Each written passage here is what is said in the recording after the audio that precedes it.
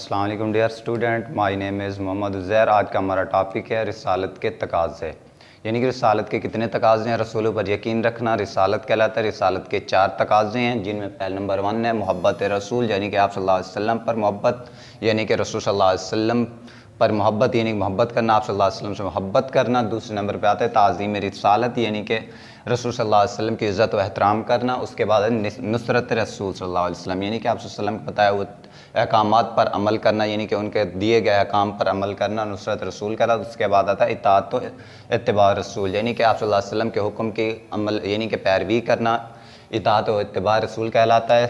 اس کے بعد محبت رسول ہے کیا چیز؟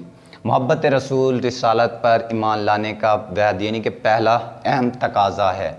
اس میں حضرت صفوان بن قدامہ فرماتے ہیں کہ ایک مرتبہ میں حضرت محمد صلی اللہ علیہ وسلم کی خدمت میں حاضر ہوا اور عرض کیا، اے اللہ کے رسول، اپنا ہاتھ مبارک آگے کیجئے، میں آپ کی بیعت کرنا چاہتا ہوں۔ آپ صلی اللہ علیہ وسلم نے ہاتھ آگے بڑھایا، میں نے بیعت کرتے ہوئے فرمایا، یا رسول اللہ صلی اللہ علیہ وسلم، میں آپ سے بہت محبت کرتا ہوں۔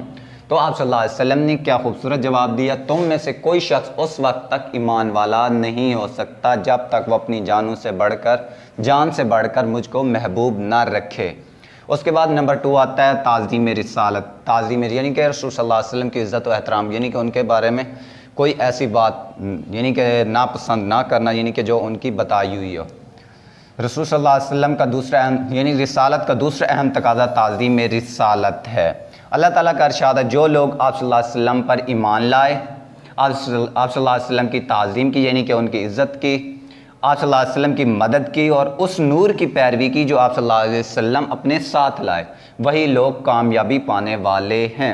نمبر 3 نصرت رسول صلی اللہ علیہ وسلم، نبی کریم صلی اللہ علیہ وسلم کے احکام اور ان کے ہر حکم، نبی کریم صلی اللہ علیہ وسلم کے احکام اور ان کے ہر حکم کی ترویج و اشاعت، یعنی کہ پھیلاؤ اور عملی نفاذ اور ان پر عمل کرنے کے لیے جد و جہد کرتے رہنا رسالت کا اہم ترین تقاضا ہے، اور یہی نصرت رسول صلی اللہ علیہ وسلم ہے۔